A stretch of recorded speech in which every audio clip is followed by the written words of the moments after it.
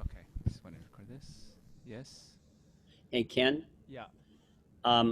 do I look okay? See, I usually put a hat on because I don't have any hair anymore, but then it looks then it, but then it puts the rest of my face in shadow, I've discovered. So can you get along with this? You look great, sir. I don't know. All right, good. Yeah. So, do you have? You're sharing your screen right now. Yes, I mean, I see you, Mm-hmm. and oh, the screen itself is what am I supposed to do now? See, usually I teach by Zoom, so the students zoom into me. This is the Okay. first time I've zoomed into you. So Oh. what do I do? What do I Well, have to do? well, I Yeah. was wondering if you had your screen sharing on because there were other things you wanted to show me. I don't have any screen. Well, I don't know. That says Okay. you are screen sharing. It says. Do Yeah. I stop chat? I can stop that. Oh, if I Oh. do that, then I disappear. Oh, I Huh? is this good? Yeah, I can still see you. Yes. Yeah. Okay, I can see you better now. Yeah, Okay. yeah, yeah. I see you on the bigger screen now. Hey, hold on one second. Mm-hmm. I wonder if I should wear glasses. Hold on one second. That hides the fact that I don't have any hair. Hold on one second. Okay.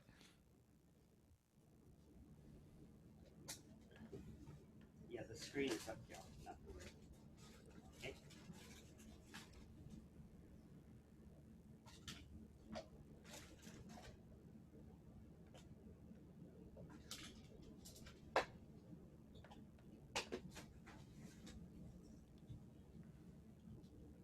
Okay, I'm back. Yeah. Is that bad? No. No. Is that okay? Is there a Sure. reflection? Is there a reflection in my eye? Because I can close the blinds. Oh, yeah, there's a little reflection, but it's okay. I know this is being recorded, but this is not going to go. Yeah, I'm You not going can to show it to anybody. It's just for me. So I okay. can, you know. You can edit it all.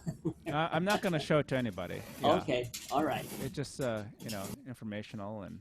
All right. So let's get the lighting right then. Okay. Now I close the blinds, Okay. and oh, I was hoping to get rid of that reflection in my glasses. Should I do that? I just what do you suggest? Huh?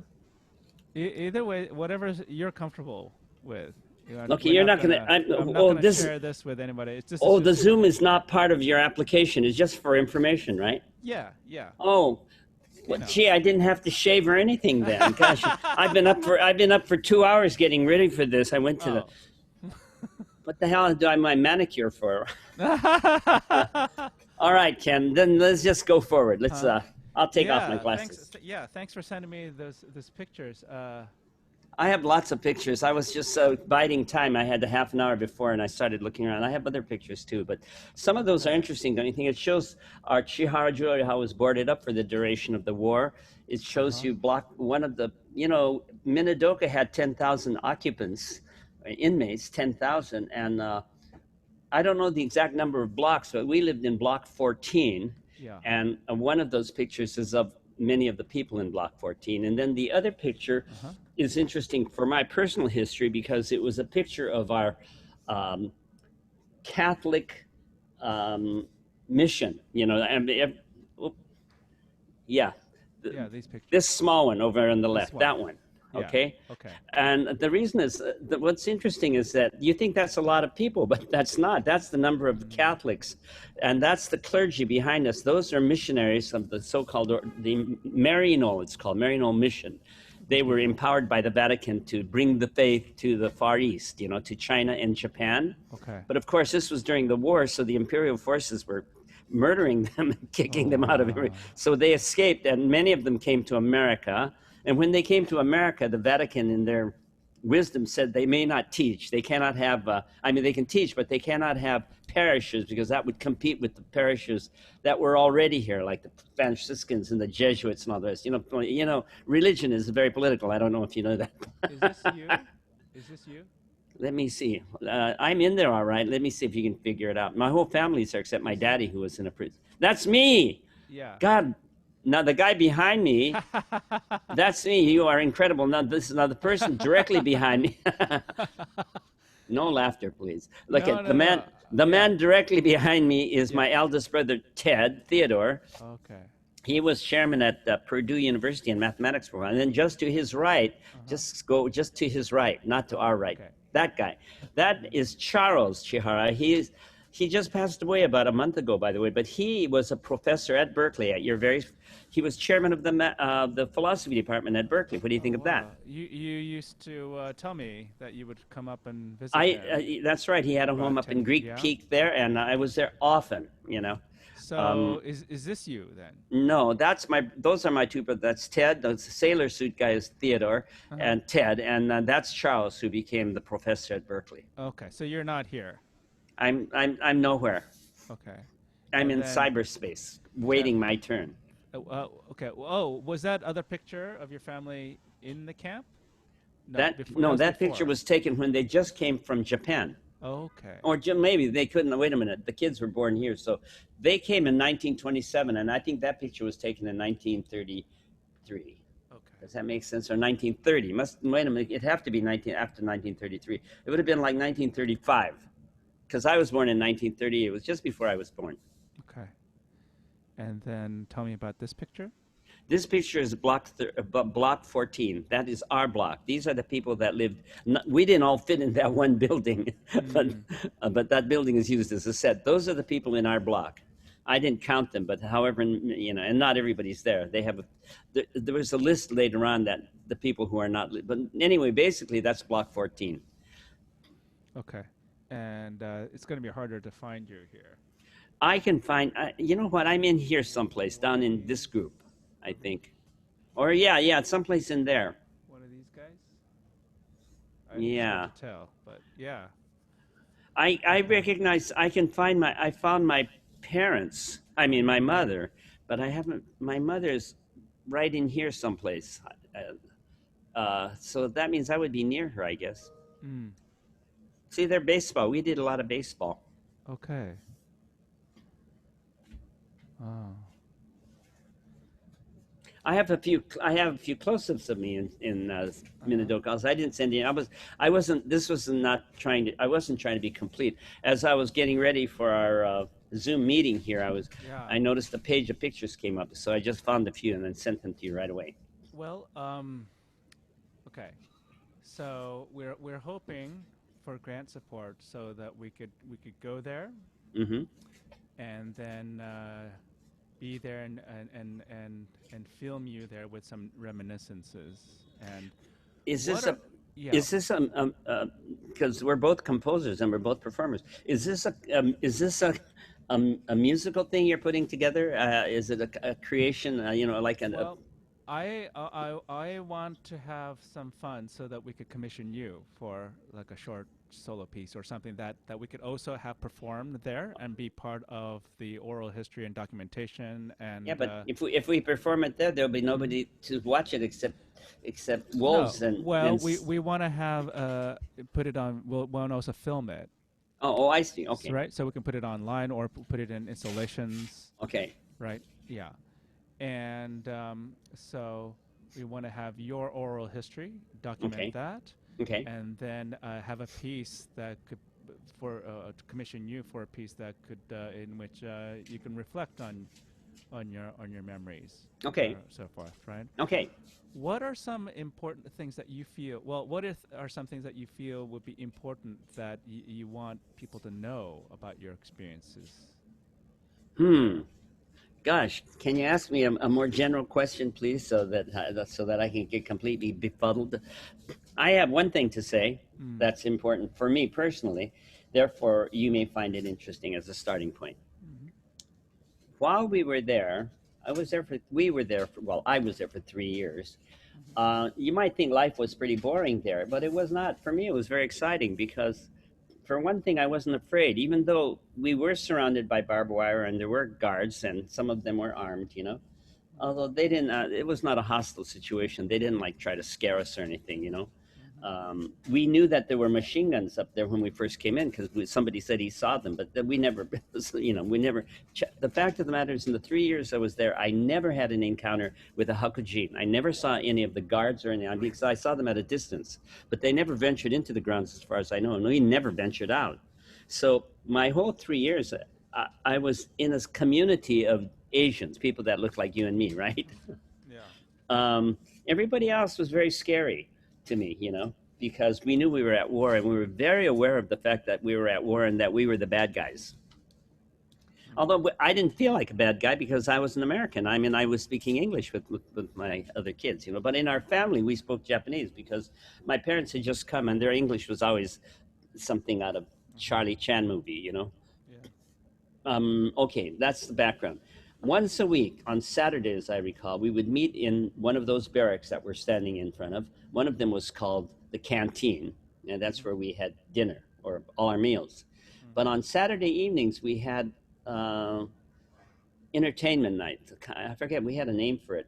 And we played music and danced and stuff for each other. You know what I'm saying? Mm. It was like a vaudeville show. It was completely voluntary. But I began to perform there Mm-hmm. as a child, and I sang songs. And I can still, and so the reason I mentioned that is I know that's one of the reasons why I turned out to be a musician and the kind of musician that I eventually came. In other words, my first encounter with music was as a performer, and I was playing songs that I picked up just listening to the radio. Remember, there was no television in those days, if you can imagine a world without television.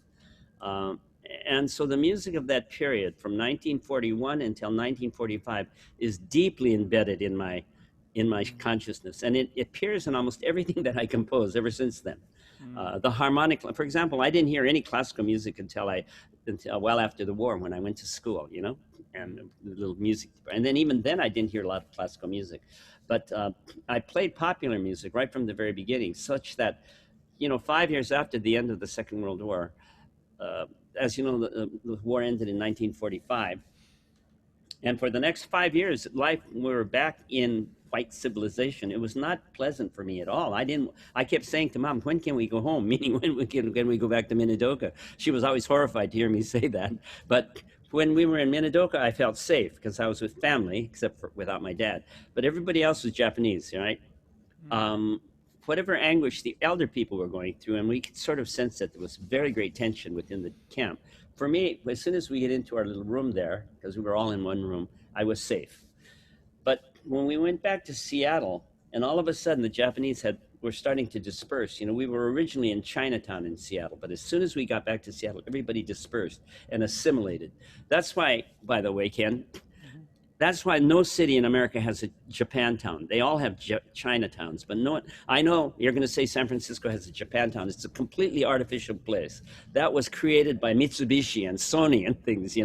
When we first went back to San Francisco, there was no Japantown. At least if there was, you wouldn't call it Japantown. Mm. Where we lived in Seattle, we lived in Chinatown. So there were a lot of Chinese living amongst the Chinese, a lot of Japanese living amongst the Chinese, and a little section of it. And that's how it was in San Francisco also, and in Los Angeles. Los Angeles was a small community of Japanese compared to what it is now. Now it's the major one right in the United States. It wasn't then. Um, isn't that interesting? The largest population was not in LA, but it was up in, well, I don't know the exact numbers, but Yeah. yeah. Anyway, so the right after the Second World War, from 1945 till 1950, I remember that life was for us Nisei kids tense unless we hung out together, and I never wanted to. I always felt uncomfortable with them because most of them were Buddhists and they belonged to their own church groups. And we being Roman Catholic, Yeah. we were a minority within a minority. I mean, I didn't have a lot of friends, though I knew everybody in my school, in the parochial school. But okay, so Well, how for much of five, life before the camp do you remember? the What was that before the like? camp, we lived in Chinatown. In fact, that store that you see boarded up, we had before the war. Mm. Okay, now that's all part of my story, by the way, and you might find this interesting Yeah, yeah, because yeah. because in the camp, what kind of music did I play? Remember, we had no music teachers except when the Marino nuns came.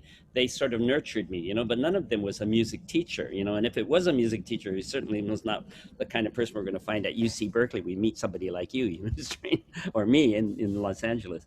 So I picked up music just by my ear and performing. And so here's an interesting thing. In 1941, we went to relocation camp. Actually, we went in 1942, since December 7th was 1941. Okay, 1942. You know what was published in 1942 was the song Blues in the Night. My mama done told me. Isn't that interesting, the beginning? And that was the first song I heard and that I learned. So I used to sing that without piano. I have a good voice and I'm a musician. Right from the start, I could hear very well and everything. Okay, so I sang, and then I began to sing pop songs.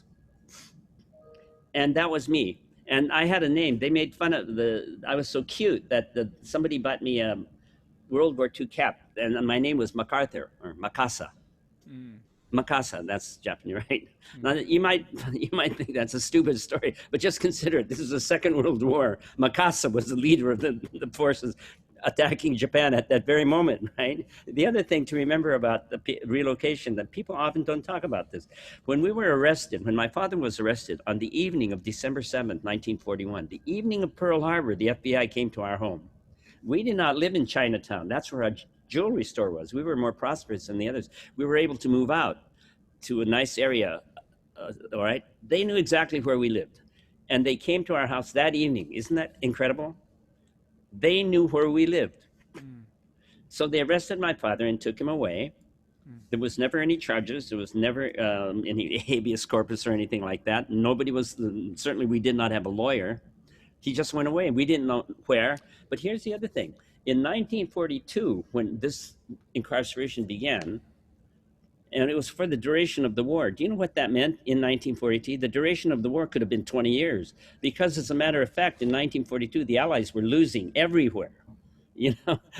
Just a few months before, all of Western Europe was conquered by the Nazis, right? Yeah. In 3 weeks, France fell. And Japan, if you look at the map, had practically all of Southeast Asia. 1/3 of landmass of China. Can you believe it? Vietnam. Every place. Okay. So under those conditions, when they took us away, and it said for the duration of the war, nobody thought we'd ever get back again. I didn't want to come back again because I liked where we were as a child, and I felt safe there, right? Although there was, even within that sense of safety, there was terror. I know that because every so often I have nightmares, and I still have them sometimes, of being abandoned amongst all these white monsters. All right. Now, what kind of music did I perform? Basically, pop music that I heard on the radio. And they were, the one that sticks in my mind is My Mama Done Told Me, because I always thought it was interesting that I was so young and I was always with my mother. And the idea of a song beginning with My Mama always seemed like a very comforting thought to me. And I remember that song very well. So I performed it, okay? So you said, like, after 1945, you guys went back to Seattle, and initially you were telling your parents that you wish you could go back the camp.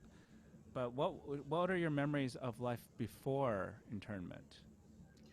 There, I was very young. So before the war, I remembered that we lived in a certain part of, I remember the address, it was 161 16th Avenue. 16th Avenue, right near 3 blocks from the Marino Mission Church. I spent most of my time at home with my family. That's all I remember. Oh. I didn't go to school yet. Yeah. Yeah, but you were speaking Japanese at home? Were you learning English at the same time, or did you learn more English in the camp? I don't remember speaking English until we went to Minidoka, and then it would be with other kids, but mostly at home I was speaking Japanese. By the way, when I say Japanese, you know how Japanese Americans speak. We have our own little patois, so we called it Buddha head. Oh, Buddha head. Yeah, see, there are certain things that Japanese can say to each other, Japanese American. I wouldn't say this when I visit my relatives in Tokyo, but yeah, Buddha head was who we called ourselves. You've been around black people around enough to know that if you're in with them and you hear, they use the N-word all the time when they're talking to each other. There it's not only allowed, but actually preferred. But at least that's how it used to be when I was young. I think I don't know whether it's changed or not. So you mentioned family in Japan. Hmm. During that period of incarceration, were your parents in touch with their family in Japan? Well, not during the war, but just before. We were very close to Japanese because Yeah. our family was prominent in Wakayama, that's southern Japan. Yes. You know, you've been to Japan, I'm sure. It's in Yes. Kansai, the southern area. It's a very different kind of Japan than Tokyo. My Yes. parents, my mother always hated people from Tokyo. She'd call them, she'd always say, "Kusai na hito desu," you know, stinky Yeah. people. Yeah. Oh wow. Was your dad also from Wakayama? Yeah, they were. That was one of the omiyai. You know, Oh, they arranged marriage. arranged Yeah. marriage. Yeah, my mother did not want to marry my father. She told me. Well, everybody knew that. You know how it is. They somehow survived. They So, never talked about divorce, by the way, but mom often talked about murder. But was your parents' family in Wakayama from a jewelry factory, a family? no, no, no. No. That's part of the story I wanted to tell you. But number one is I was saying that when between the period of 1945 when we were released and Mm. come to America for the first, I'm back to West Coast for the first time, right? Mm.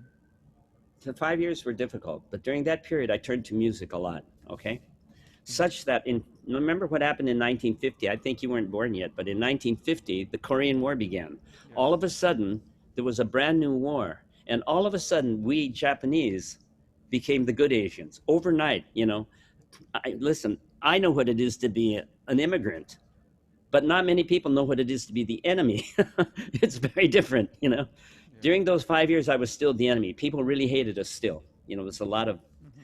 hey, you Japs sort of thing. We were getting pushed around all the time. So we all grew up kind of tough. You know, my father was a sensei of martial arts, and I believe that's why he was arrested. We never knew why. There were never any charges. But of course, the Right. FBI did a lot of research on supposed leaders of this possible hostile inner So, community. do you remember when they came and took him? Yeah, sure. Well, I mean, I knew that it was a commotion and it was late at night, and Mm. And we then left him how handcuffed. long were you with did it Well, they took him away, before? and we never knew where he was. It turns out, I found out later by going to the Japanese American Historical Museum in Los Angeles. You know, Mm. they have this, I'm sure you've been there, um, and they have this internet for all of us to use. And Mm. he was in a prisoner of war camp in New Mexico. I don't mean it was for Nisei. It was not a relocation. It was a prisoner of war camp. He tells me that after the Battle of Midway, that one day all these trucks came, and out of it came all of these Japanese sailors and Marines and soldiers. You know, Mm. those that had survived that debacle from a Japanese standpoint, and there were a lot of prisoners after that, and they came there. He saw they came. They were small compared to their Hakujin, the white So, guards, but were they you were guys only reunited with him after the war? just before the after the war. They kept him theoretically. They were going to keep him for the. But remember, by 1944, things after Midway, things began Mm-hmm. to change. Midway and Stalingrad were in the same year. It's very interesting that Mm-hmm. the turning point, both East and West, happened very close to each other. You know, it's Yeah. like the American Civil War. It's like Gettysburg and the fall of Mm. you know, Vicksburg. We're on the same day, July 4th, 1863. You know, so So, East and West. The same with our war. The East and West, the turning point came almost at the same time. was that sense of the turning point palpable when you guys were following the No, news in the camp? no, no, no. Yeah. You know, I think When you guys were separated with your father we during never heard from internment, him. you had no communication. You had no None, whatever. idea if he was okay, We or didn't even know where he was. did you know he was alive? We assumed he was alive. We assumed that if he had died, we'd have been informed. Yeah. But Wow. before the end of the war, they released him from New Mexico, and he was brought back. He was allowed to come back to Minidoka. So Mm. I knew. So he came to us maybe 6 months before we were finally released. Right? Mm. I, he was a terrifying presence to me because Mm. he came to us after being incarcerated. They must have beat the shit out of him in there because he came back really brutalized. And he, you know, he's a small guy like all of us Japanese are of that generation, but he was tough. You know, really tough. I mean, after all, sensei, right? Mm-hmm. And he was alcoholic, and he was. I don't know if he was quite alcoholic then because they would not have given him much alcohol, but somehow he got it. But he was Mm. tough and he was abusive, and it was not something I want us to put into this your thing, but Sure, sure, it of was course. very difficult for a lot of us in the camp when we were reunited with members of our family. Mm. Um, My brothers were too young to have joined, but I'm sure that Ted, my eldest, would have loved to have joined the 442nd. Yeah. Wow. Think about this, Ken. Must have been really Whatever difficult. whatever rationale they had, they said to justify relocation, terrorism was not one of them. We take that for granted now, right? But there were 120,000 Japanese and Japanese Americans incarcerated, all right, for 3 to 4 years. 120,000. At the end of that period, there was not one case of terrorism or of bombing or shooting or anything. Not one. Think about that. Isn't that incredible? Oh, sure. And we have the history of the We 442nd we and take how yeah thorough they we take for were. granted terrorism is a part of the reaction of people against injustice, even in our own country right now, right? Hmm. The whole idea of domestic rioting and so forth is considered almost a, the left, far left, often talks about these uh, unrest as they compare it like to the Boston Tea Party or something, some sort of uh, very courageous act against a tyrannical government. When you were There in was the none of that for us. Yes. yeah, when you were in the camp, was there work for your mom, and was there school No. for you guys? No. Well, there was some sort of school, but the only real schooling I got was from the missionaries. I think that's why I was always so close. To this day, to this day, I'm Christian, and Yeah. I listen. I've been Was around. your I know. so I know there are many ways of thinking about the your world, but your parents were Christian from they before were, of the course, camp? not. They were Buddhist, but my mother Ah, converted. My father converted later in 19, was baptized later. Much later. okay. But you know that Japanese were not permitted to become citizens until I think was 1956 or something like that. I can look it up to give you the exact date. Yeah, yeah. When the what was it? Part of the Yeah. Exclusion Act was overturned. Or so. Okay. Why am I talking about the Mm. Korean War? Because in the Korean War, which began in 1950, all of a sudden we were the good Asians. You know what? I was then asked because as a young boy, I played the violin. I was very talented playing pop music. I was on Mm-hmm. television and stuff like that. I was asked to join a USO troop, which I did gladly with my sister. Mm-hmm. And we were called two Korean refugees. They said I was 8 years old. I was actually 13, and the soldiers we were entertaining, by the way, the GIs, they Mm-hmm. weren't that much older. They were like 18 to 22, right? Mm. They looked like old men to me, but they were just kids. Think about it. The people that we teach, you at Berkeley and me at Yeah. NYU, This they're that age. I look at them and I thought, my God, these are the guys that went off to Korea and fought that awful war, this was in Seattle. 1950. Yeah. Still. Seattle was a military staging area. There are two Sure. military bases there, Fort Lewis and Fort Lawton, much bigger than Fort Ord down in Southern California.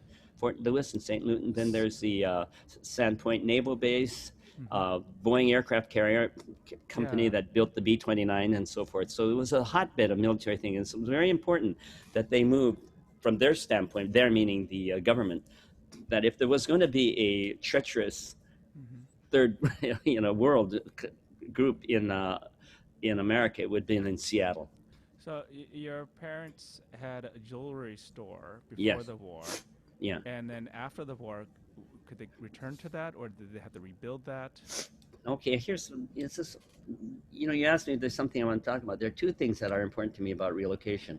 Number one is that I began my awareness of who I am by being a performer. Mm-hmm.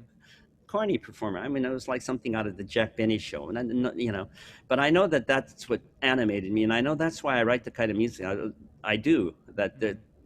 They called me. I was one of the first people that people called a postmodern composer because I was constantly referencing things like "I'll be seeing you," and all the music of my youth comes out into my music. But I was doing that right already in the late '60s and '70s. Believe me, there was nobody else doing it.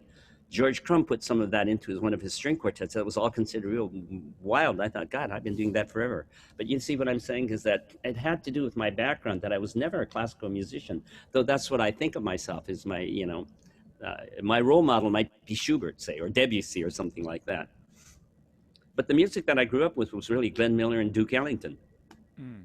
And maybe it's in my DNA deeper because I had it when I was younger. Now, what I wanted to say about being in the USO troop was that Mm-hmm. a lot of that came from my being a performer during the relocation camp. I'm really sure of that because I felt comfortable doing that. And to this day, I had no problems. I've had tenure at UCLA. I quit after 3 years, and back in 1972, I couldn't stand UCLA then. I think, frankly, I still can't.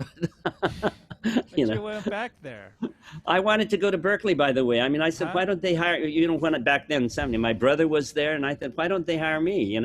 There are a lot of Asians up there too. But Berkeley is very different. They were a very good university back. Even, see, I went to UCLA in 1966.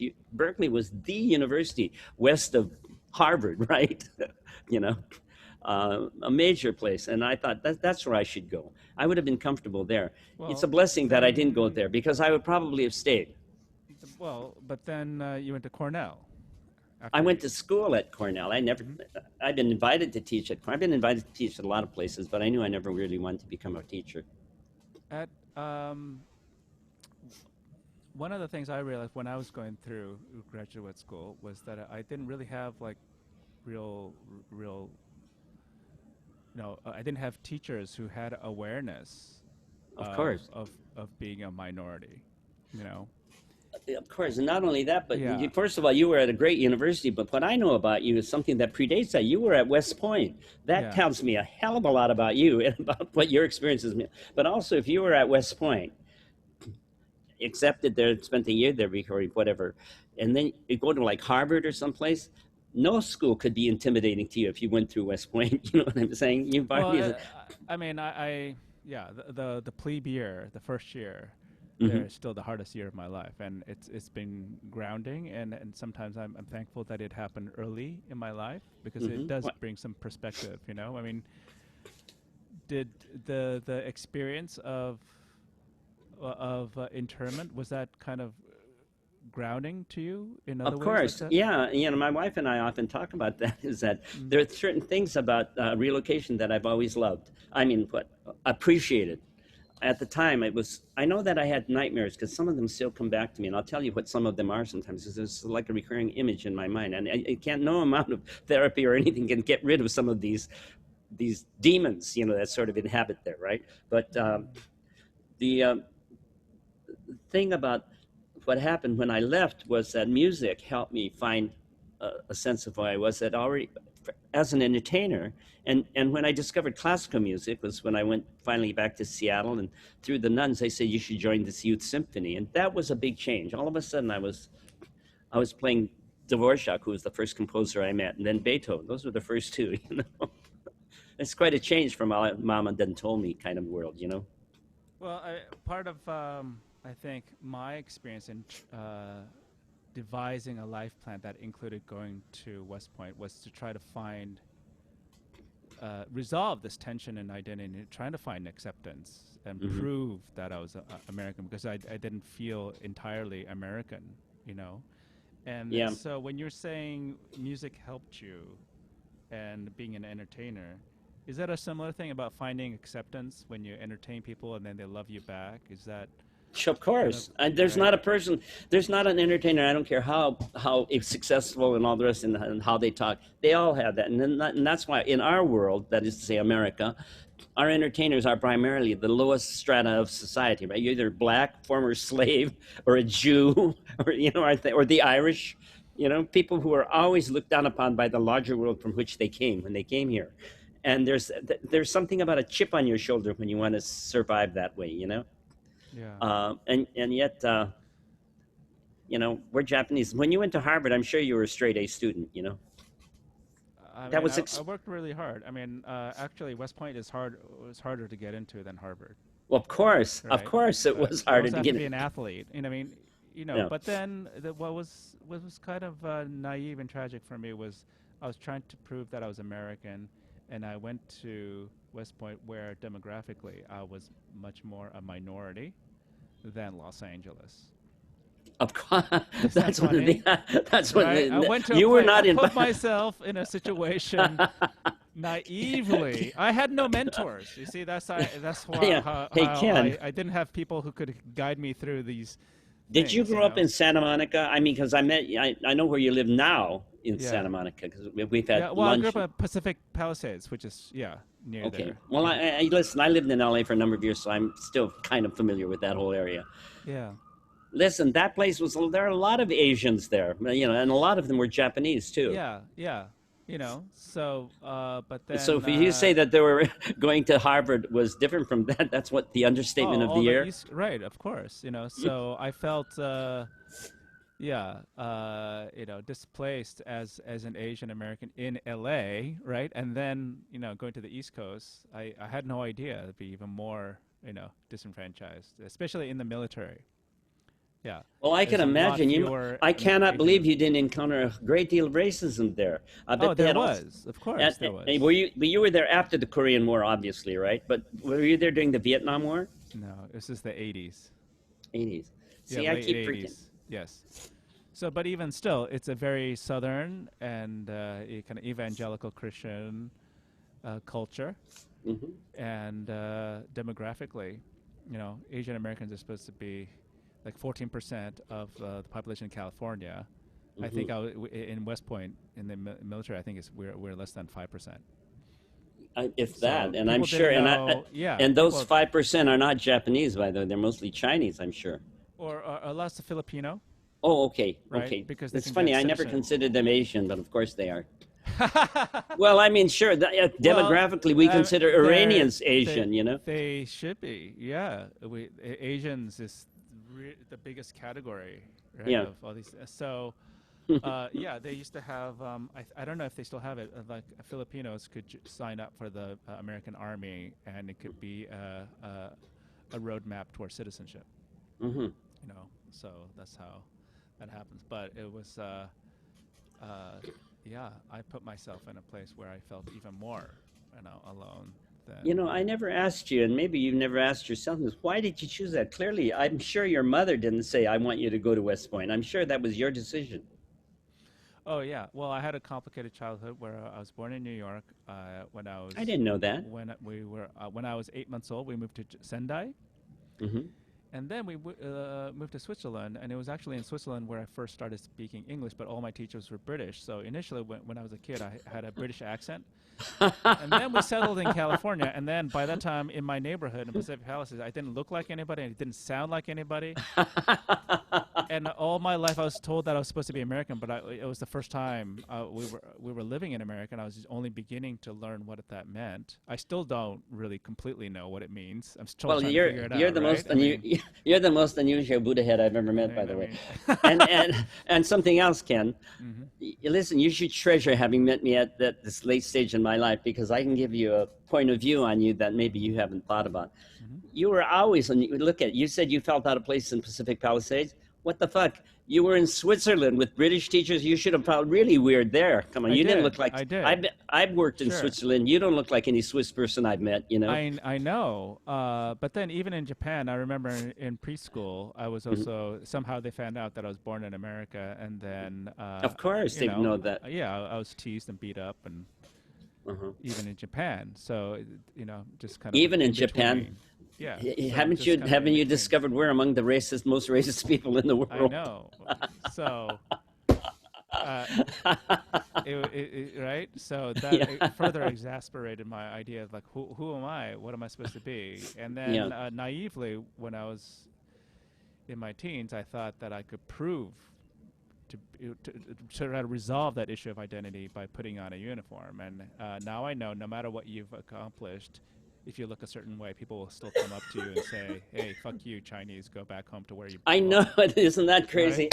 You know It what? still happens today, Paul. It's I happening. mean, It's happening more today because of, especially when you talk about the Chinese. You know, the flu, Chinese flu, right? So kung flu, right? that's right. So it's It all over the. happens. It's still happening. And then no matter what you've It accomplished, reminds what's happening now reminds me very much of what I encountered as soon as I got back to Seattle in 1945. I remember that very clearly. You know, even though I was young then, those experiences were strong. You know, and they've sort of colored. Like for example, we didn't want to get acceptance. You say you wanted to go to college to be accepted, right? It wasn't or to West Point. I think what you should say is we wanted to excel. That's something about being Japanese, I think. When I went to school, I had to excel, and I yes, did. yes. Well, I started reading this book I've been reading a lot of things about equality, like the history of white people by Nell Irvin Painter. I've these books by Kathy Park Hong. There's a book called Queer Art of Failure by Judith Halberstam that I started reading. I can see it. Okay, but Put that in an email to me, please, Ken, okay, okay? but then as she was talking about failure, I felt like my whole life. I mean, I feel like when she's talking about failure, that's coming from a point of privilege because I felt like my whole life I could not fail. As you said, I had to excel, work twice as hard, Absolutely. just to Yep. be right, Yes. accepted, and Listen, look at it. Look at, there are three boys in my family. Each one of us became a chairman of a major university. yeah, And I'm not a scholar. I mean, I'm considered a scholar because I went to good school and everything. But that was never a role model. It was never a goal of mine. I always wanted to be an artist. Or I didn't even want to be an artist. I wanted to be Jack Benny. You know what I'm saying? yeah, yeah. I mean, okay. I hope I'm not pushing. I mean, I want to circle back to something, and I hope it's not an uncomfortable, point. But when you guys went back Yeah. after Yeah. internment to Seattle, Hmm. right? What I've known is a lot of people's their businesses and homes were taken away, and they had to start from zero again. Were I there have something to say about that, yeah, and I'm glad you yeah. reminded me. Can you? Yeah. Is Yes. it okay? Can you Yeah. tell me about your parents? It's not How they only had to? okay. It's a really important thing, and I want you to Yeah. incorporate this in whatever you plan to do. Yes. You saw that picture. I sent you that picture first. The one that you saw, it's Chihara jewelry. It's all boarded up. Did you see that picture? You noticed that picture? That was not in. Let me see. Yeah, Wait, it's one that it's there. which Take a look. one? Okay. It's the first thing I sent you, and there's a point to that. Why that's a starting point for all of us. Chihara. Wait a minute. Let me see. Minidoka. I can send it again, right? Okay. Paul. You know, when you put up the little montage of Uh, pictures, it was there. Paul. Family. Wait a minute. It's the first one I sent you this morning. Okay, this morning. Minidoka family in Seattle. I have the picture of the the two of your brothers and your parents. Okay, the picture two before that. Okay, so the ones I have, okay, is okay. So these are the three that I got this morning. Um, so the three. Oh my goodness, where is it? It's not there. Yeah. All right, I'm going to send it to you right now. Okay. All right. So what is this? A picture of the shop?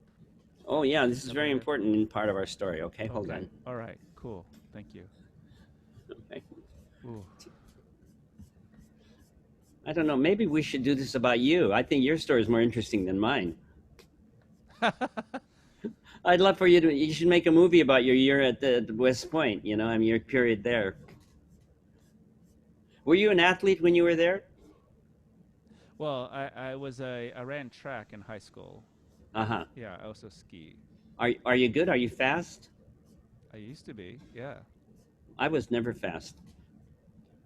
I got a black belt in karate, but that was because I had to, right? But I never was particularly tough either. But it was good training for me, and it was fun too. I did karate as a kid too. You did? Yeah. I bet it was Shotokan, which is what we do. We did goju-ryu. Oh, yeah. I know something about it. It's much more defense oriented, I think, than Shotokan. Well, it's an older style. Oh, is that so? Apparently, goju-ryu is apparently the first. Okay. Well, I don't know. I mean, what do I know? There it is. Okay, let me. You didn't get that? I'm going to send it to you right now. Okay, let me see.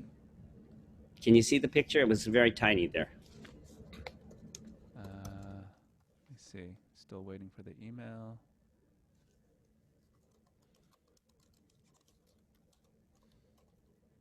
And this is a very important story I'm going to tell you. You're going to like it.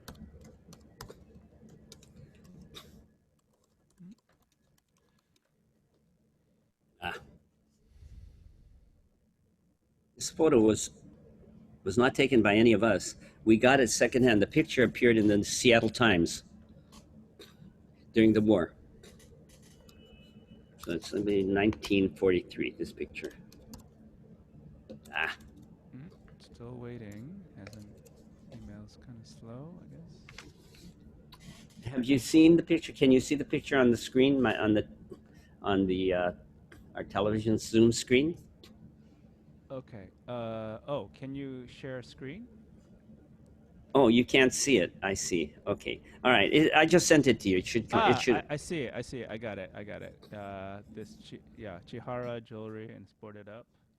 Yeah. Okay, yeah. And let me. That's in Jackson Street. That's in the heart of the international settlement. It's called what they call Chinatown. Yeah. Okay. And then you guys found this on the That had we had. My in the father was news. arrested on the evening of January 7th. You know, war was not declared by Franklin Delano Roosevelt until 2 days later, until the Senate by two days later. So theoretically, he was arrested before we were at war with Japan officially. Wait, Um, December 7th? well, December 7th was Pearl Harbor, and that Yeah. very evening he was arrested. Oh, okay. So But December 7th, 94. Okay. that's right. And what I'm saying is the irony is that, of course, we were at war, but we were not at war officially. You know, Yeah. he had the next day he made that speech about the day that will live in infamy. He being President Franklin Delano Roosevelt, and then the Senate had to act on it. You know, it had to be officially declared. Of course, we were at war immediately, Yes. but as soon as the first bomb was dropped, we were at war. But it wasn't official until 2 days later. So the irony is that my father was arrested for a war that we were not officially involved in. Um, that means nothing, but it's just sort of interesting. Okay. Yeah. Okay, now here, that store Uh-huh. that you Yes. saw, Yes. they took him away. And of course, no one knew that we were going to go to war. No one expected that he'd be arrested that very evening. So all of a sudden, we didn't have a daddy. There were four children. I was the youngest of them, and we were all very young. My mom was all by herself, but Mm. she had some help, and they knew that they were going to. We knew very soon that we were going to be incarcerated. We thought we'd be going to a prisoner of war camp like my daddy.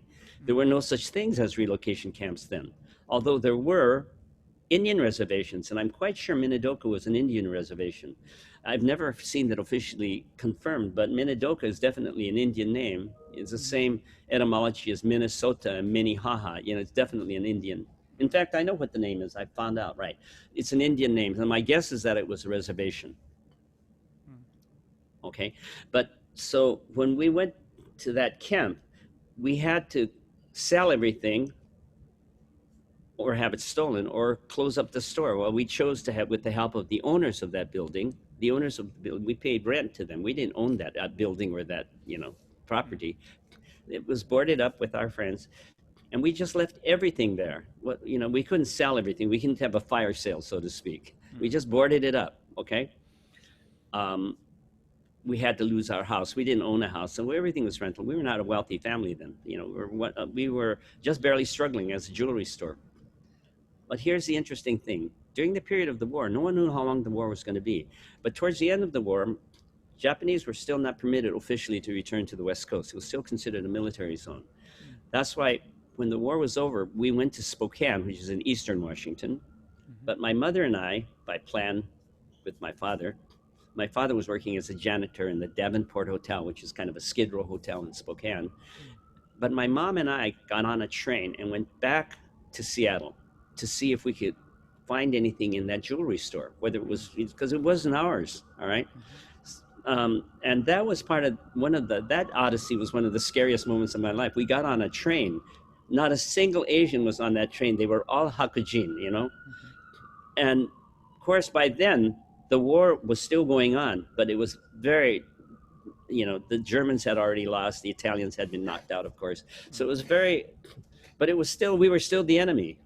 And so we took this train back. I remember that was a really scary moment for me. We got back to Seattle, and we went to that that store that I sent you a picture of. The owners of the building were there, and we opened it up. I remember that very clearly. It was like a scene out of Great Expectation. You know the novel by Charles Yeah. Dickens. Remember that in Great Expectations, this old lady who was abandoned on her wedding day, and so she lived there for the rest of her life with an old wedding cake and old dress, getting older and older. It was like that. We were going into the past. And I, to this day, and when I walked into that building, into the inside that store that you saw the exterior of, it was cold, and there was water damage. A pipe had burst or something during those years. So, and then there were ghosts everywhere. These white ghosts. And when we turned on the light, boom, the lights came on.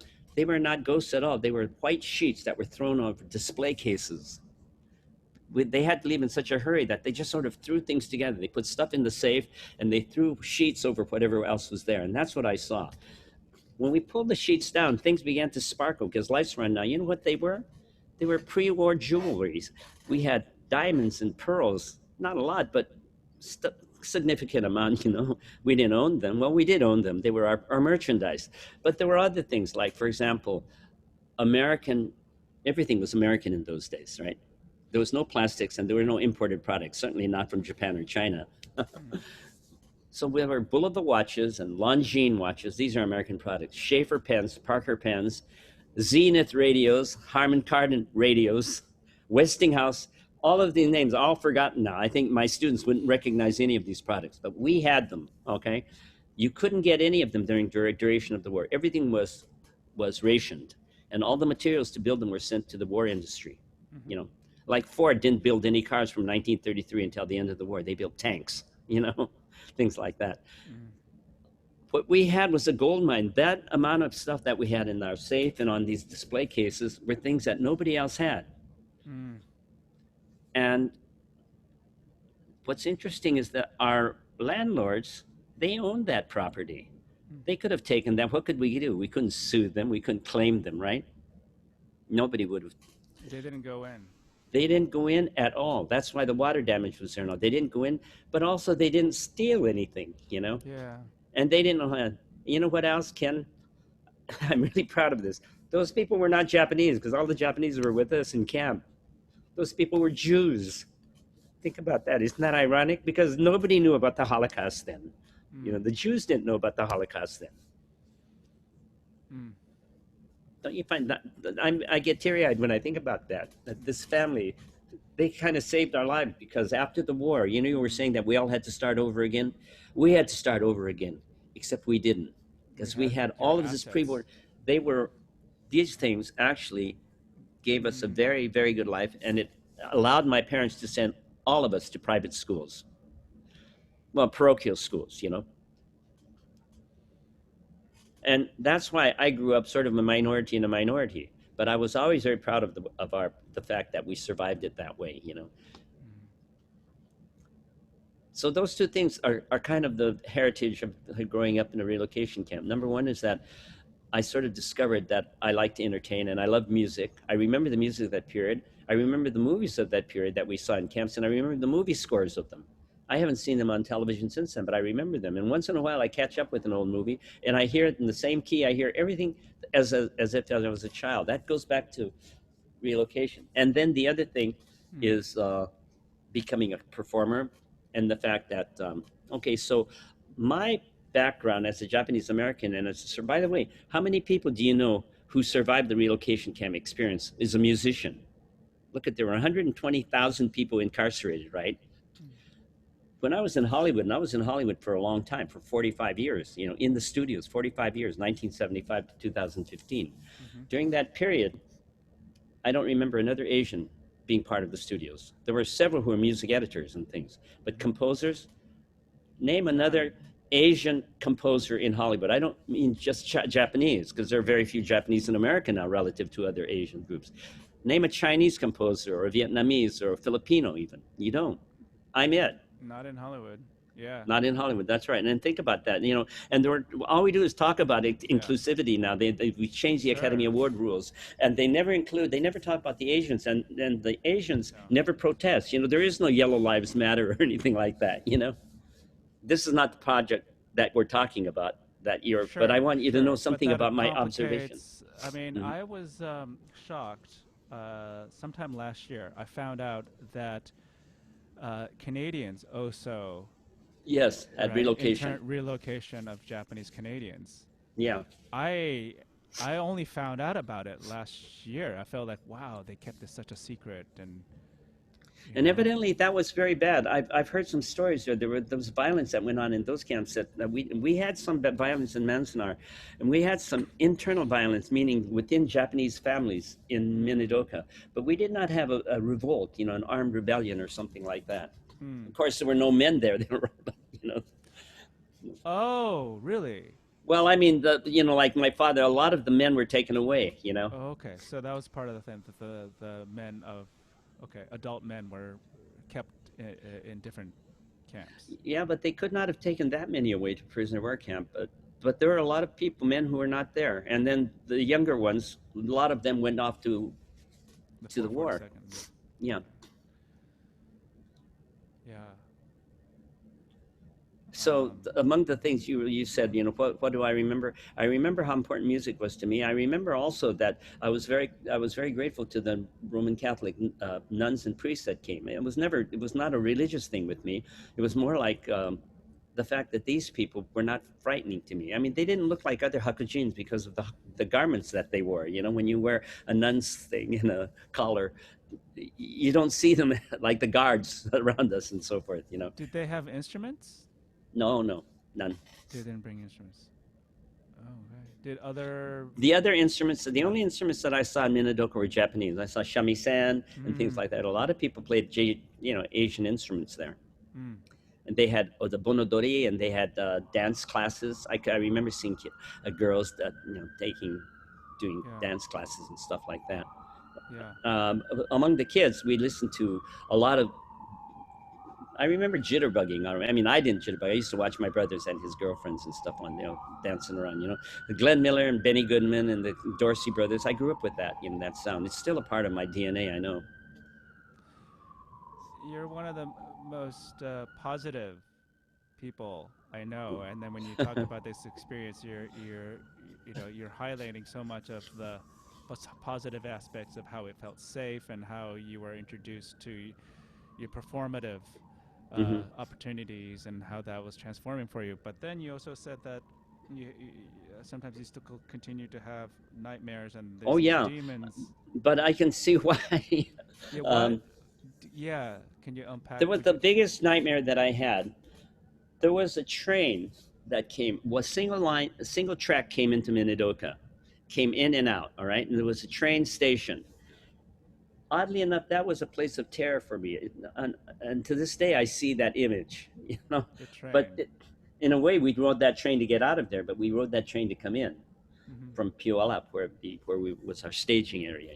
Puyallup is a small town just outside of Seattle where they have the state fair, and Mm. because it was a state fair, they had many stalls for animals and things, and that's where the Japanese 10,000 of us in the Seattle area were housed while they were still finishing Minidoka. And then one day we got put into a train.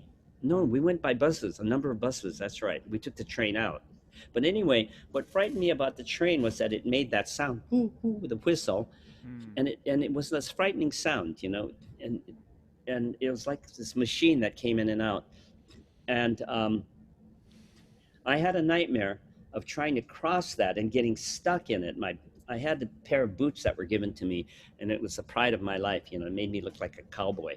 And in my dream, I was always getting stuck on a tie that my boots would fall in there. And then I'd look and I'd see, because the tracks in my dream were always completely parallel on a very flat. See, Minidoka's, if we go there, is very flat. Um, and I remember that train. It just seemed like it's like Salvador Dali painting, something that's surreal.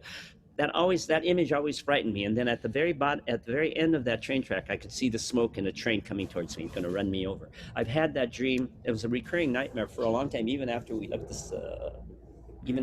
Minidoka. Yeah. Now, years later, when I got to Cornell, Hmm. that would be like 30 years later, I guess, or 20, whatever. 20, yeah, I was a graduate student.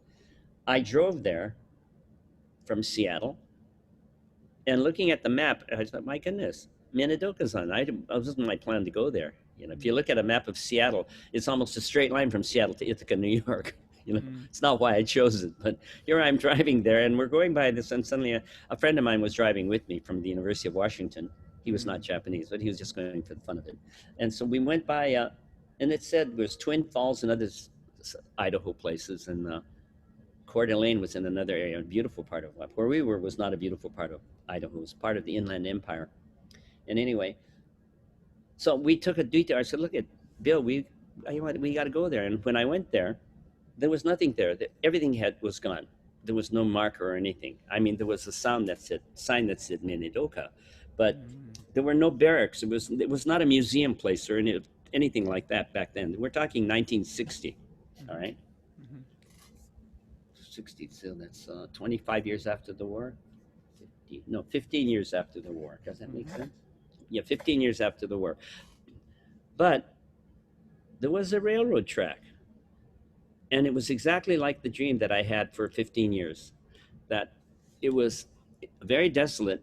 The railway track was straight as it could possibly be, and it ran into the horizon. Mm-hmm. And and I thought, yeah, that's somehow it was good to see it because haven't had that nightmare since then. But I remember it, and every time I see a Fellini movie, Mm. nightmares are usually built of images like that. And have you gone back since then? No, I'd like to. I'm told that in fact, you're the one who told me they're going to make a little monument there or something like that. Or Yeah, have you been there? I have not.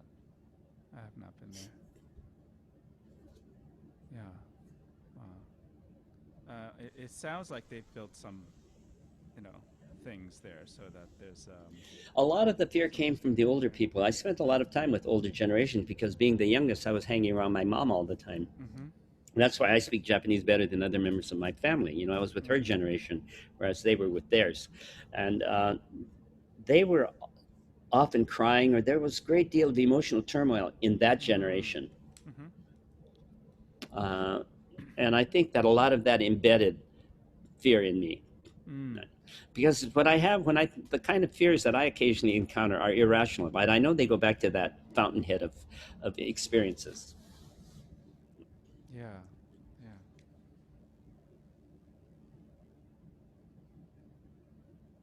That's nice. That picture behind you, that's the music department, isn't it? That looks, Yes. I like it. It's a very good idea. It's kind of postmodern, right? Because we're supposed to be there, but the whole campus is closed. We can't, so when I teach on Zoom, it's like, kind of ironic or something. Like, I cannot imagine what it's like to teach at Berkeley right now. Do you have any classes with people in them?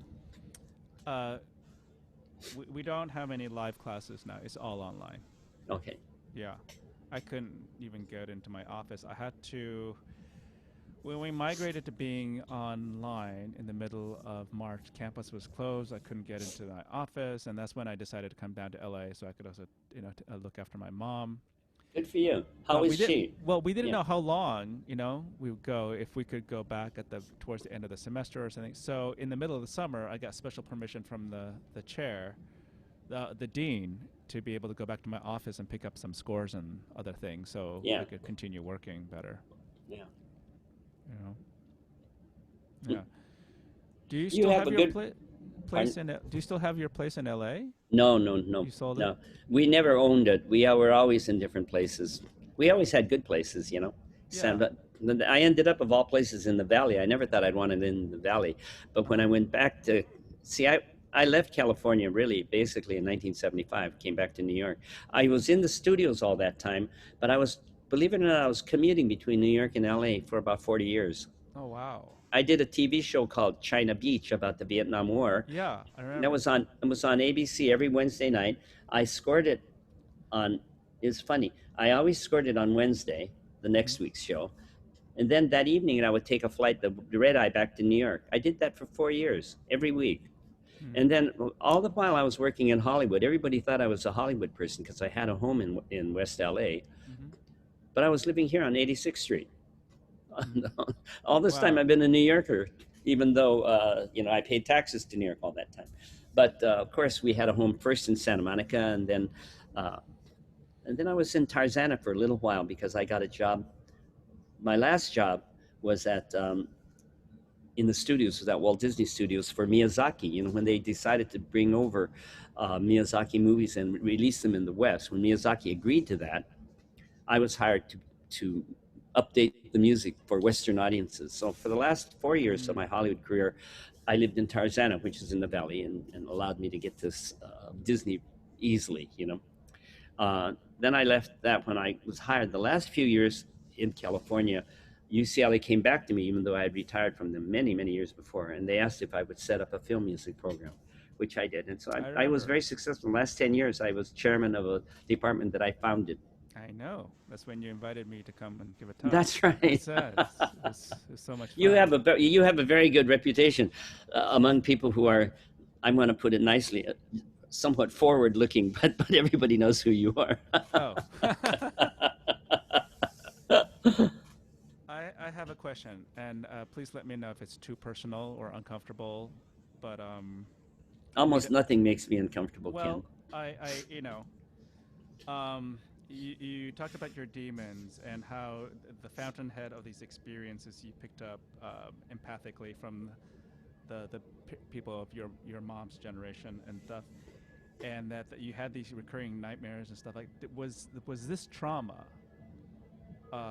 You think, in retrospect, part of what you dealt with, I don't know. with your addiction?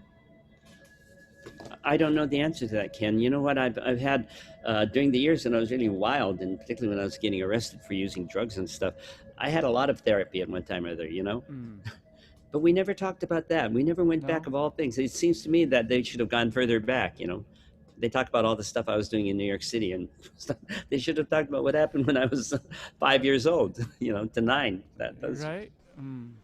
But Mm. I imagine so because the nightmare is the one that is the most graphic in my memory. Is that it was always the same image. It was that train and I being stuck on it, and I'm going to get run over, and then the image goes away, but the terror is still there. Right. The And feeling of and then when I being went run to over. in 1960, when I went and for the first time went back there and I saw that image again. Oddly enough, that was like confronting your demon, and then the fear went away. But I saw it was suddenly real. It was a real place. But it located in my mind. So if Freud were to get to talk to me, he's not going to talk about mother fixation. He'll probably talk about relocation fixation. You know what I'm saying? So Yeah. it's Yeah. it's never So been so it's always been a very real terror. It was good to know that there was a terrible thing that was causing this fear, but it wasn't sexual, or I mean, it wasn't like Oedipal or something like that. I'm sure I have all those problems too, but that's not what motivated all the various things that I've done to I escape mean, it. as I imagine it, I mean, in my childhood, we moved around a lot, and that was very, That's supposed to be very it unsettling and was very unsettling. traumatic. Yeah. So I can imagine being relocated to a camp, in those formative years. And then remember, we Also, couldn't go back to Seattle right away. And so we went to Spokane. And that was odd too, because there were no Asians at all. I mean, no Chinese, no Filipinos. Where we were in a tiny suburb called, what was it called? Hilliard. Hilliard, yeah. so how did your parents decide on Spokane? Oh, well, why did they decide on Spokane? It They was had no just choice. They were not permitted to go back to Seattle. They mhm. wanted to get back as close as possible. And if you look on a train, Spokane is the It big was the closest place that was close. closest. It's the big city, quote Yeah. unquote, in Ah, eastern Washington. It's the only big city in okay. eastern Washington.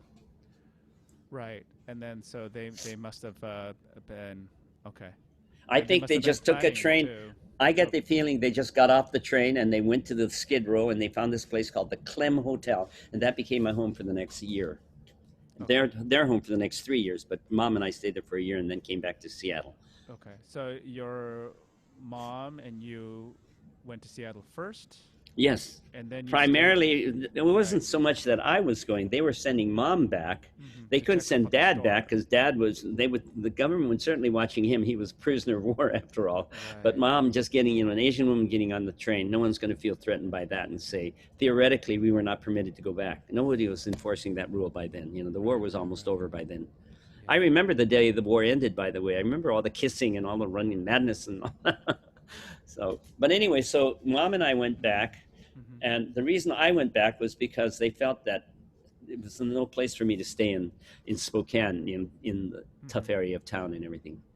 And then the rest of your family joined you They guys in eventually came back, Seattle. but we had no home or anything. We all came back to that little store that you see a picture of, Hmm. and that we'd all lived in there. And then finally we found a little house, but thanks Wow. to the fact that we had all that material, we were prosperous from the beginning. We were not the only. There were three jewelry stores owned by Japanese in Mm, Japantown or in Chinatown before the war. mm, The other two were very prosperous. They were there before my daddy. I don't know how my dad got started in jewelry because he was a farmer, a rice farmer from Japan. He had no education. Even in Japan, he never finished school. mm. He came over when he was 13.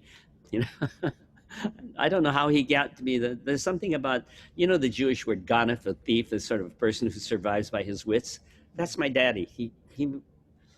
The Japanese word nonki, mm. happy-go-lucky.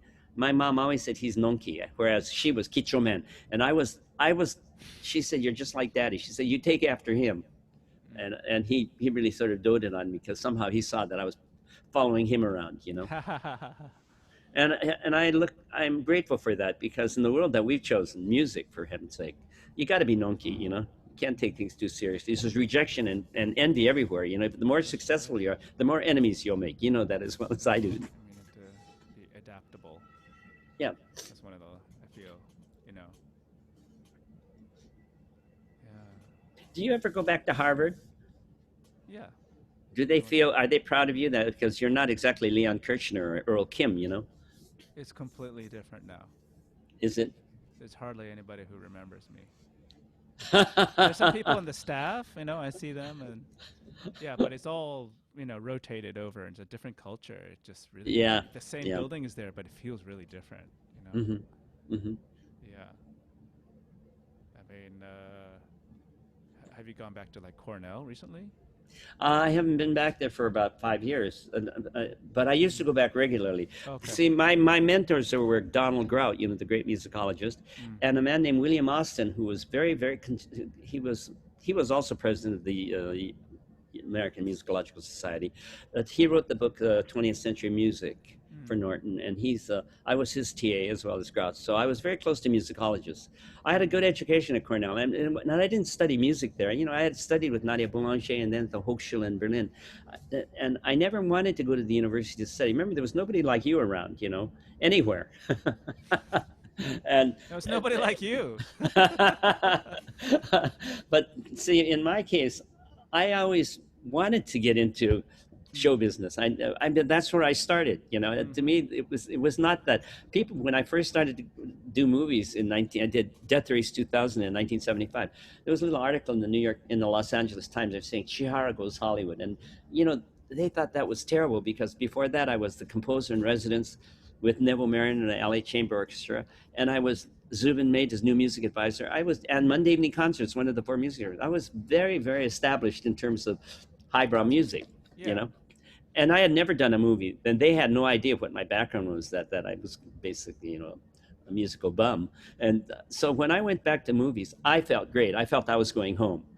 But I know Mm, that I lost a lot of credibility for a while among what we do. Like among classical musicians, they all said the same thing. He wants to get laid, he wants to get rich, and all the rest of that. And I said, no, I Jesus. want to have fun. I want to write music that people want to go hear. Right, right.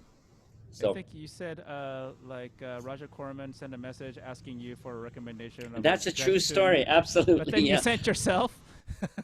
But see, I had already quit then. To be honest, I had no business being at UCLA then. I had already quit, but of course they didn't put that in the paper because at that point I hadn't done a movie. But I had no one, any friends or anything. I wasn't married. I used to go to UCLA because there was a girl in the office there. Darlene was her name, as I recall, and I Mm. kind of liked her. And so I go over and I talk. And I remember I was in the music office, which I never was in when I was a professor there. And she said, Paul, take this phone call. And she handed it to me. And it was a girl named Julie on the other end. She said she was the secretary to Roger Corman. And he said, well, we're doing a movie. He says, I'm from New World Pictures. I didn't know what that was. And I'm with Roger Corman. I didn't know who that was. Mm. And she said, but we're doing a science fiction movie and we want to use some electronic music. And we understand, because see, that's my entry into Hollywood. Mm. I was teaching analog electronic music. Mm-hmm. In 1975, Mm. electronic music was primarily the Moog synthesizer, the Mm-hmm. Buchla box, uh, ring modulators, this very primitive stuff. Mm. Well, primitive for very advanced at the time, Yeah. and that's what I was teaching. I didn't have any idea what digital would be. In fact, I'm very, very behind now. My freshmen are better at all that stuff than I am, but I knew electronic music then. And Yep. Ken, you may be, I don't think you're old enough to remember. There was a movie called Clockwork Orange that came out just a year before that. I It know was, that movie. Yeah, it was sure. Stanley Kubrick, right? With the Wendy Carlos did the score, That's right? right. Yeah. Yeah. Mhm. Well, that score made a huge impression on Hollywood Mhm. because Hollywood being Hollywood, Yeah. they knew that it was cheap because they didn't know how expensive or inexpensive, but they knew it was primarily one guy that did it, you Mhm. know. And it sounded really, the electronic music in those days sounded like electronic music, you know. Oh yeah. It was all beeps and you know what I mean. Yeah. Yeah. And so that's why he was saying, Roger Corman was a genius for getting talented people and not paying them anything. So that's why they said to me, "Would you send a student?" Well, I had no job, and I always wanted to work in Hollywood. So I said, "Yes, I'll send my best one." And I got in the car, and this is a true story. I went there. I think Roger saw through it immediately, although I looked very young then. But You still you look young. yeah. Oh boy, thank you. All right, I'll do your show. Yeah, so that's a true story. That's how that happened. That's Yeah, amazing. and there's another interesting thing you might be, that I want to share with you. Mm. After I did that movie, everybody was calling me. I got a job immediately at Universal. I started to do movies immediately. So if Mm. you look at my IMDb, there's like 90 citations. There should be 100. I've done over 100 movies. That means I was doing a movie a week, and I'm fast. I'm a fast writer, acoustic music in the Mhm. Indiana. Plus, I did it whatever. What was interesting was that the when I got into Hollywood, there were some composers from Hollywood who knew who I was already. They were primarily Jewish composers, of course. Mm. Everybody in Hollywood is Jewish. They were good musicians, like Al Newman and Lionel Newman. You know who they are. Their Yeah. sons is okay. They loved classical music. They were good classical, basically German Jews, all right. Mhm. And their first love was always because if you look at the Hollywood music of the Golden Age, Korngold and so forth, their music is classical music, as you know. Mm. So they were friends with Zubin Mehta and Isaac Stern, and they knew who I was because I was often doing concerts with the LA Philharmonic, and often Isaac Stern and I were on programs together for some reason.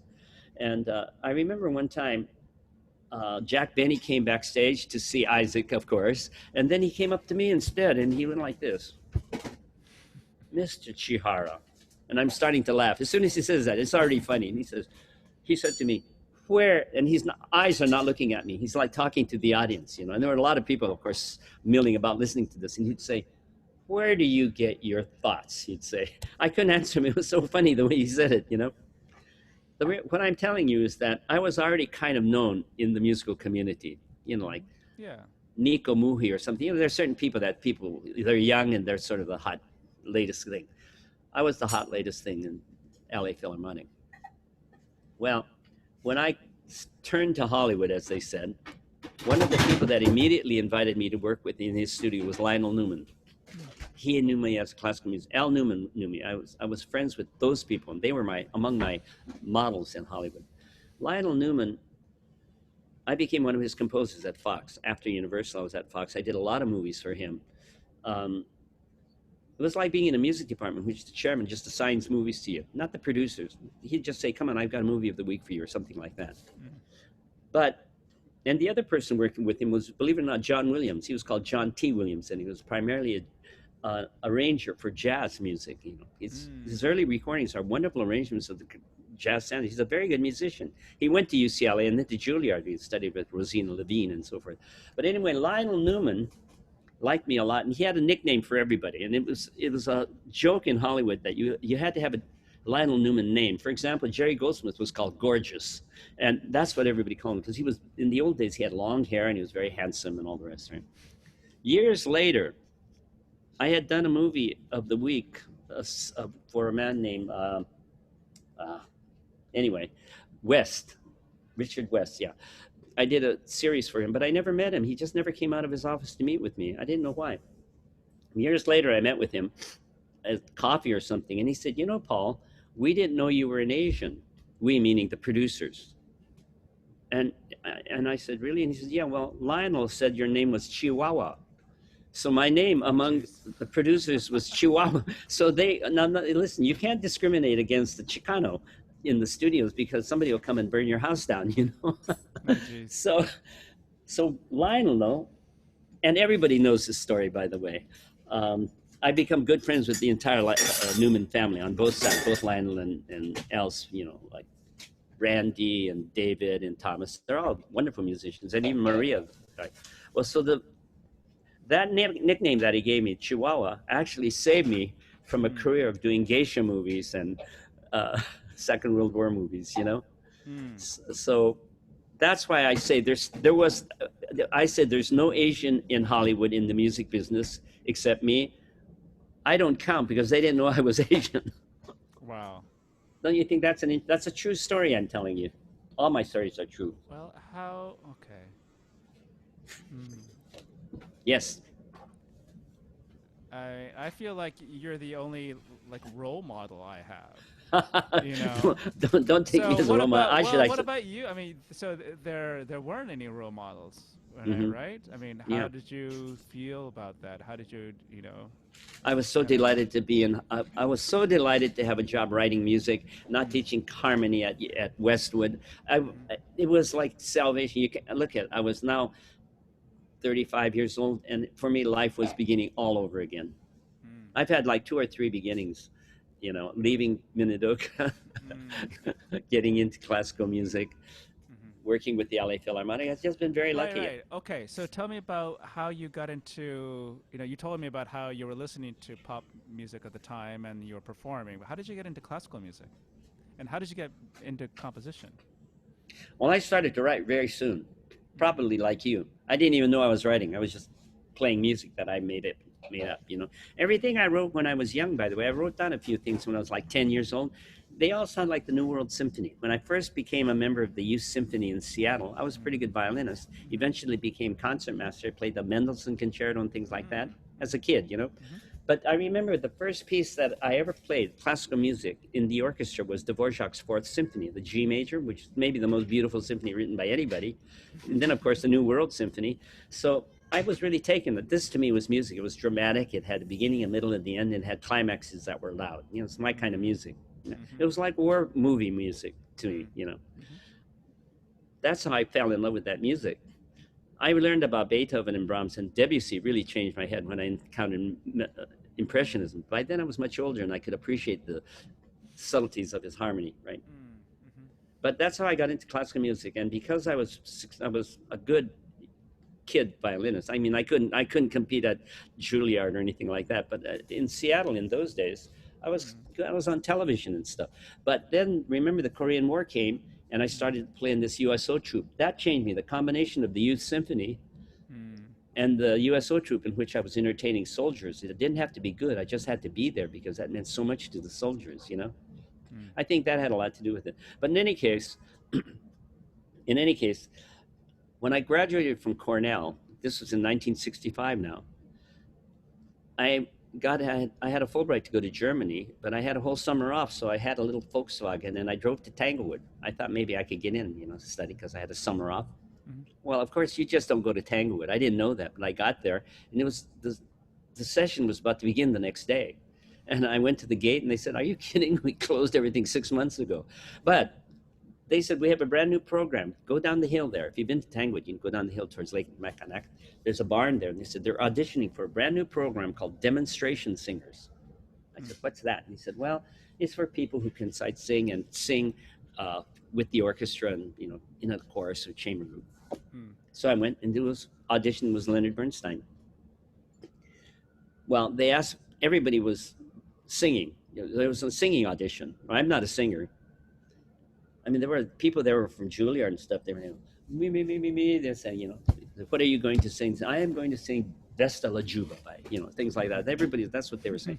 Well, they came to me, and I'm not a singer. What did I know? I knew one song, and that's by Robert Schumann from Dieterliebe. It's Ich grolle nicht und wenn das Herz auch bricht, from Ich grolle nicht from, I knew that song. It's mm, in C major. So I remember when I came up, it was my turn. I wasn't nervous at all, by the way. That's one thing. I don't get nervous. I mean, I thought, no one knows I'm here. There's no such thing as failure. There's no failure if you're by yourself. So I went up, and I remember when they said, "What will you sing, Mr. Chihara?" And I said, "I would like to sing Ich rolle nicht from Dichterlied by Robert Schumann." And I remember the pianist, who was one of the rehearsal pianists from the Metropolitan Opera. He went like this. when I said that. And so I sang about 4 bars, and they said, "Fine, that's good, that's good." I thought that was it. I said, "Well, okay." I got to meet Leonard Bernstein. They said, "Can you sight sing this?" Well, I had just studied with Nadia Boulanger and the folk show. I could sight sing anything. Mm-hmm. Well, I nailed it.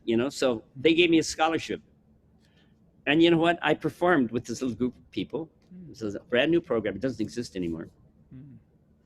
I performed with Leonard Bernstein with the Boston Symphony. I was one of the, and I did L'Enfant Télé Sortilège. I even had a little solo part. I was one of the frogs.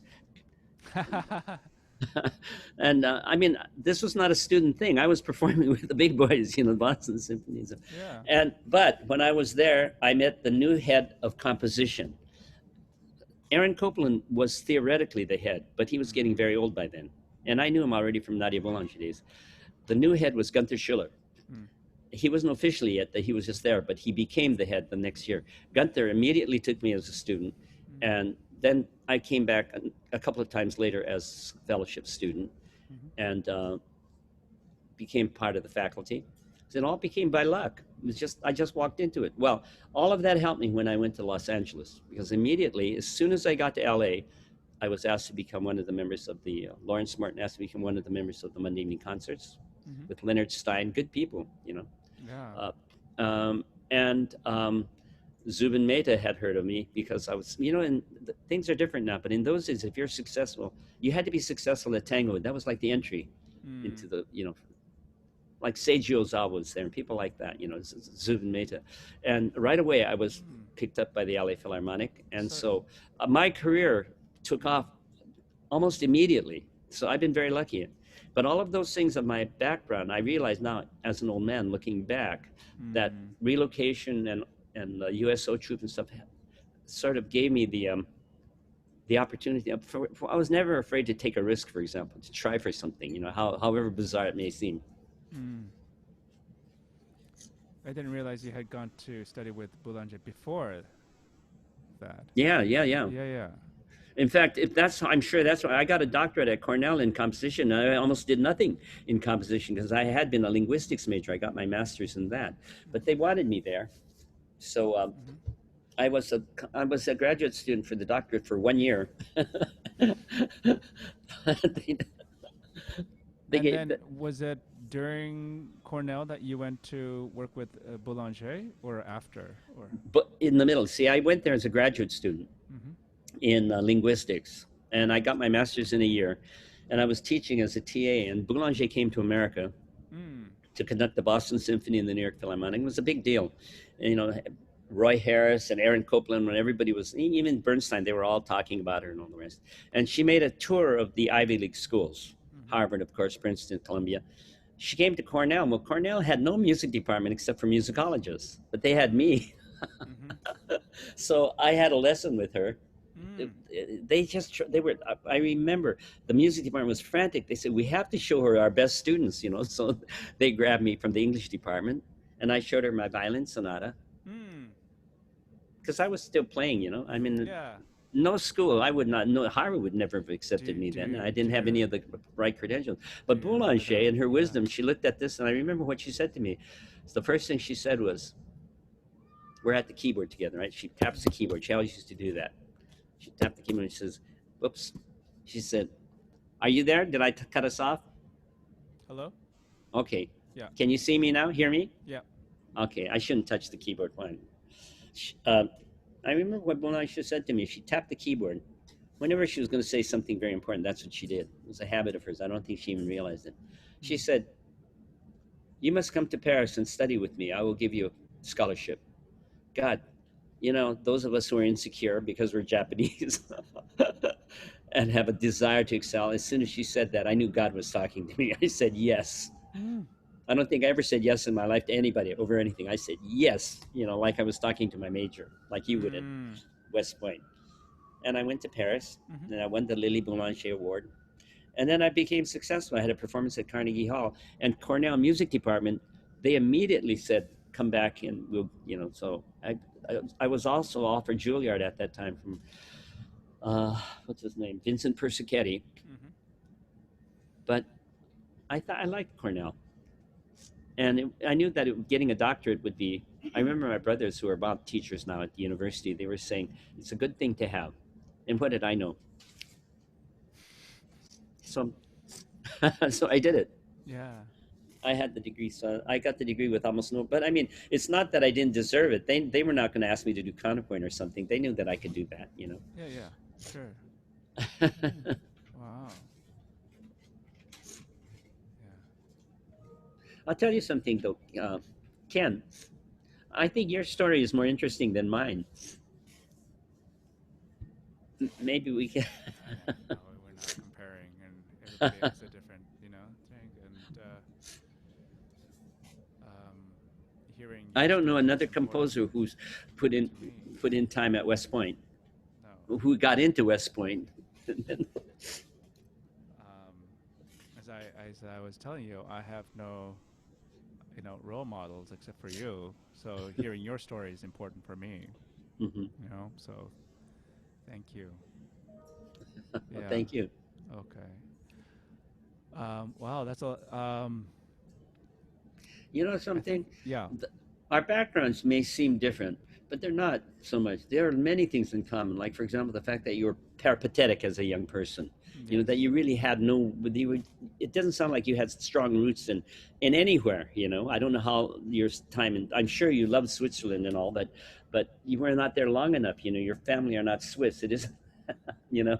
Um, you've been kind of a loner your whole time, and Yeah. the same with me. The music that I wrote when I was younger, all my tree music pieces and so forth, seemed as extreme as what you're doing now. Maybe not quite as Huh? extreme. No, no, no. It has not. I mean, I'm interested in many different kinds of music. Hmm. So, I mean, I take inspiration from the broadness of your, uh, you know, expressions and how facile you are in terms of being able to do, so many things, right? Electronic music and as well as concert music and then film music. Uh, yeah, and that's a lot to learn from, sir. Well, I know a lot of people look up to you because I hear things and people say, "God, do you know Ken?" That's wild.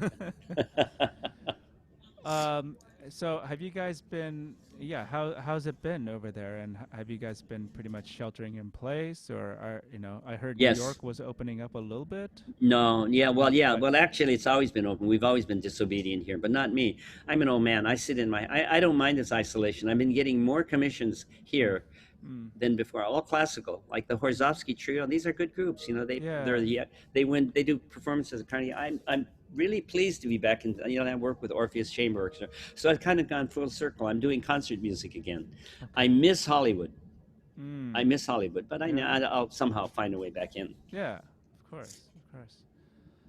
Have you been seeing some friends? Have you? I mean, are you being very careful, just staying in, or have? Yes, Yeah, I because mean, some people I do the don't. socially distance thing where they sit outside in a park or something, right, and have Well, picnics. Carol actually, well, we had a hot summer, at least for part of it, and we used to walk to Riverside Park, which is just a couple of blocks away, and we'd have breakfast there. We'd have coffee and bacon and egg sandwich, and it was very pleasant. Carolyn is my best friend. I mean, we don't, we know everybody. Yeah. It's just as you know. I'm sure you know everybody. I know everybody here too, but nobody wants to hang out with me. I mean, why should they want to? They have other fish to fry. Oh, come on, come on. You're cool. I know I'm cool, but they don't know it. I do. Who's they? Yeah. The world, the people that you meet at Well, NYU or Berkeley or UCLA. I'm gonna be in New York next week. Well, call me. Yeah, I'll I, call you. I It'll be okay, good to hang out with you. Yeah. okay. We'll do a socially distanced thing. Yeah, and have a I have lunch a or something. special place. I'm in the Upper Huh? West Side now. There's a restaurant called Edgar's, named after Edgar Allan Poe. Oh wow. This restaurant, it's a little tiny cafe, Mm-hmm. was originally built in what was his house. That's the house isn't there, but Edgar's has now moved near me, Mm-hmm. and it's my favorite place. So you have to meet me there. It's small, but it's cool. Okay. And they have a thing outside, or how does that Yeah, work? yeah, of course. Okay. Cool. By the way, next week, theoretically, we're Mm. supposed to be, well, even this week, theoretically, we're at stage 3, so that you can have limited number of people, like 10 people in the building. But I never eat inside. If the weather is warm, it's better to be outside. Sure. Okay. Okay, I'll give you a call then. all right.